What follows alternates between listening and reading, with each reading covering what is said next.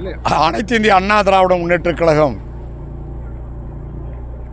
வரப்போகிற சட்டமன்ற தேர்தலில் இன்னும் 3 அமாவாசைகளுக்கு பிறகு வரப்போகிற சட்டமன்ற தேர்தலில் கொங்கு மண்டலத்தில் மாபெரும் வெற்றியை 10 சட்டமன்ற தொகுதி கோவை மாவட்டத்தில், திருப்பூரில் 8 சட்டமன்ற தொகுதி, நீலகிரி மாவட்டத்தில் 3 சட்டமன்ற தொகுதி, இந்த 21 சட்டமன்ற தொகுதியிலும் எங்களுடைய மண்டல பொறுப்பாளர் சகோதரர் எஸ்பி வேலுமணி அவர்கள் முயற்சியோடு நாங்கள் அனைவரும் ஒன்றாக சேர்ந்து ஒற்றுமையாக 21 தொகுதிகளையும் வெற்றி பெறுவோம்.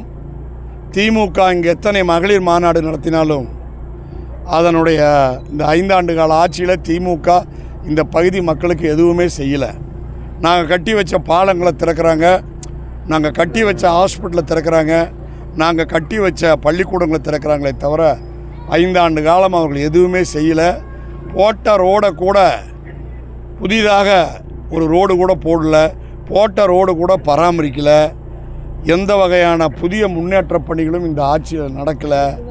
எனவே கொங்கு மண்டல மக்கள் திமுகவை முற்றிலும் புறக்கணித்து அண்ணா திமுகவை, எடப்பாடியார் அவர்களை தமிழகத்தின் முதலமைச்சராக்க வேண்டும் என்கிற முழு வேகத்தோடு இருக்கிறார்கள்.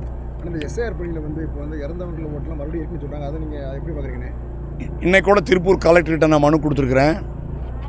எஸ்ஐஆரில் நடத்தின முயற்சி, எடுத்துக்கொண்ட முயற்சி முழுமையாக வெற்றி அடைஞ்சுன்னு சொல்ல முடியாது. செத்து போனவங்கள்லாம் மறுபடியும் உயிர்ப்பித்து வந்திருக்கிறாங்க. செத்து போன ஓட்டுக்கள், ஊர் விட்டு போன ஓட்டு, எங்கே இருக்கிறான் என்று கண்டுபிடிக்க முடியாத ஓட்டுக்களை எல்லாம் பூத்துக்கு 30 முதல் 50 ஓட்டுக்கள் வரை சேர்த்து வைத்திருக்கிறார்கள். இது திமுக, ஆளும் கட்சி திமுகவினுடைய தில்லுமுள்ளு. இந்த ஓட்டுக்களை வரும் தேர்தலில் அவர்களுடைய வெற்றிக்காக பயன்படுத்த நினைக்கிறார்கள்.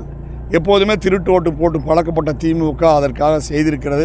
நிச்சயமாக, உறுதியாக அந்த ஓட்டுக்களை நீக்கும் வரை நாங்கள் ஓய மாட்டோம். மகளிர் மாநாட்டில் முதலமைச்சர் மு க ஸ்டாலின் செந்தில் பாலாஜி பாராட்டியிருக்காரு. நீங்கள் எப்படி பார்க்குறீங்கண்ணே? செந்தில் பாலாஜி தானே ஏராளமாக வாரி கொடுக்குறாரு அந்த குடும்பத்துக்கு, அதனால் பாராட்டுவார்.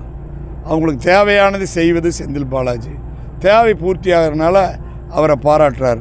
மக்களுக்கு என்ன நன்மை நடந்திருக்கிறது என்பது மக்களுக்கு தெரியும். யாராலும் இங்கே ஒன்றும் செய்ய முடியாது.